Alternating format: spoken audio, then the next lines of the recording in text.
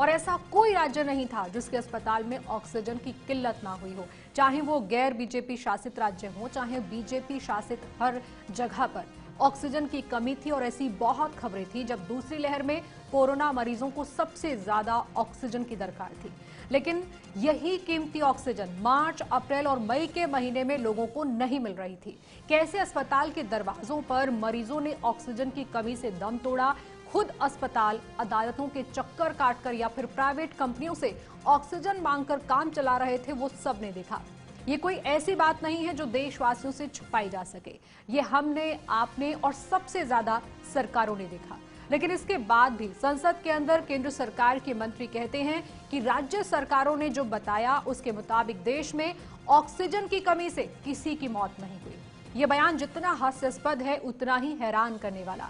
ऐसा इसलिए क्योंकि केंद्र सरकार संसद में जो बयान देती है वो लिखित होता है, उसे सच माना जाता है। लेकिन क्या यही सच है? क्या देश में एक भी मरीज की मौत ऑक्सीजन की कमी से नहीं हुई? उससे भी बड़ा सवाल ये कि क्या राज्य सरकारों ने केंद्र सरकार को ऑक्सीजन की कमी से हुई मौत का कोई आंकड़ा ही नहीं दिया?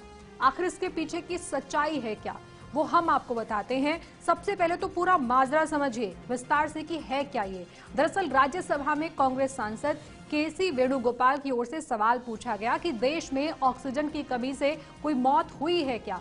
इसके जवाब में लिखित में जो कहा गया उसमें केंद्रीय स्वास्थ्य राज्य मंत्री भारती प्रवीण पवार ने जानकारी दी लिखित में। और इस लिखित जानकारी में क्या था, कैसे इससे बवाल शुरू हो गया, लिखित जवाब में क्या बताया गया, वो देखिए। स्वास्थ्य क्योंकि राज्य का विषय है, मौत की रिपोर्ट की विस्तृत जानकारी राज्य और केंद्र शासित प्रदेश स्वास्थ्य मंत्रालय को रेगुलर बेसिस पर मुहैया कराते हैं। राज्यों, केंद्र शासित प्रदेशों के रिपोर्ट्स के मुताबिक देश में ऑक्सीजन की कमी से एक भी मौत नहीं हुई। यानी केंद्र के मुताबिक राज्यों ने ऑक्सीजन की कमी से मौत पर केंद्र को जानकारी ही नहीं दी। केंद्र ने माना है कि दूसरी लहर में ऑक्सीजन की डिमांड पहली लहर के मुकाबले 3 गुना ज्यादा थी।